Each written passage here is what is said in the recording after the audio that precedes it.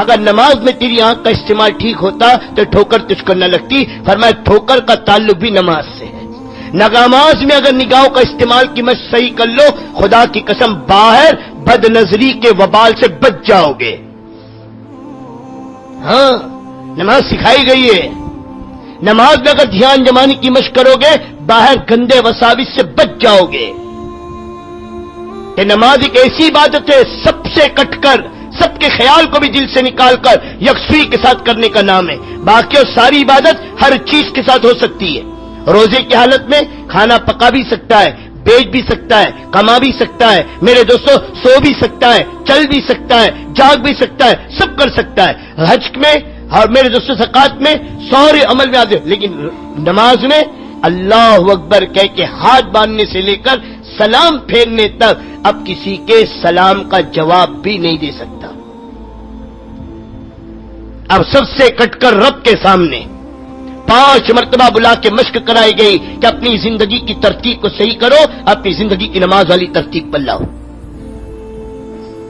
حالانکہ جو نماز امت کا 95% طبقہ، اکثریت عورتیں، اکثریت مرد، اکثریت جوان، اکثریت اسکول اور کالج، اکثریت میرے دوست کمانے کھانے والے، آج میرے دوست نماز ایک پرائیویٹ چیز بن گئی ہے.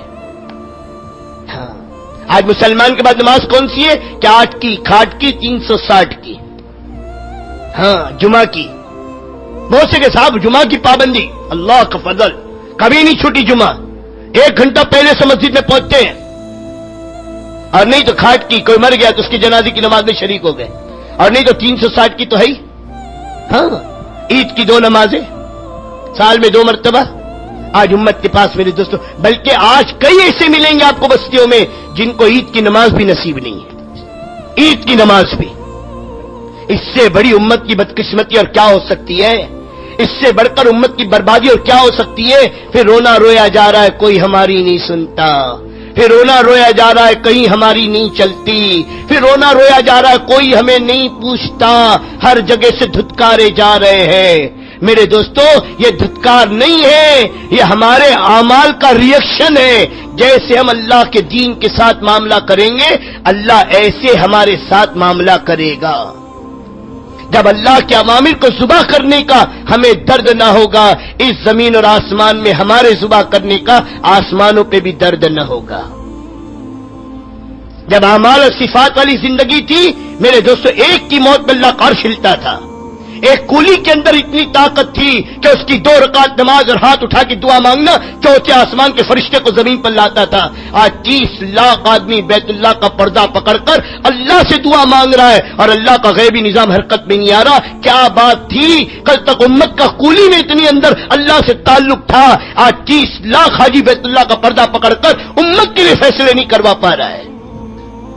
ابھی عمرے میں رمضان میں پورا بھرا ہوا حرم، کیوں دعائیں نہیں مانگی ہوگی؟ رویا نہیں ہوگا؟ مانگے نہیں ہوں گے؟ کیوں اللہ کی مدد نہیں آ رہی؟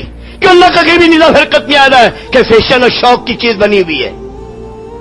زندگی اندر کی خالی کھوکھلی ہوگی، خدا کی قسم کامل سے کچھ نہیں ہونے پا. پھر آج جو نماز پڑھ لیں کیا ان کو یقین ہے کہ میری نماز سے کام بنے گی؟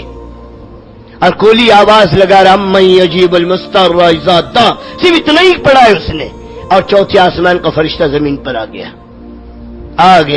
یہ امت کا کولی وہ اللہ سے ایسا تعلق رکھنے والا تھا. یہ امت کی عورت ام صاحب رضی اللہ تعالیٰ عنہ، اس کی دعا ہے میرے دوست بزرگوں کہ مردہ زندہ کرا دیا. ہاں امت کی عورت گھر میں رکھی ہوئی چکی میرے دوست پر چلوا دی. امت کی عورت آسمان سے پانی کے دسترخوان پر میرے دوست پانی کا ڈول اتروا لیا جب اللہ سے تعلق تھا امت کا. آج میرے دوست بزرگوں ذرا سی مسئلہ حل کروا کے دکھا دے، ذرا سی ذلت کو عزت سے بدلوا کر دکھا دے.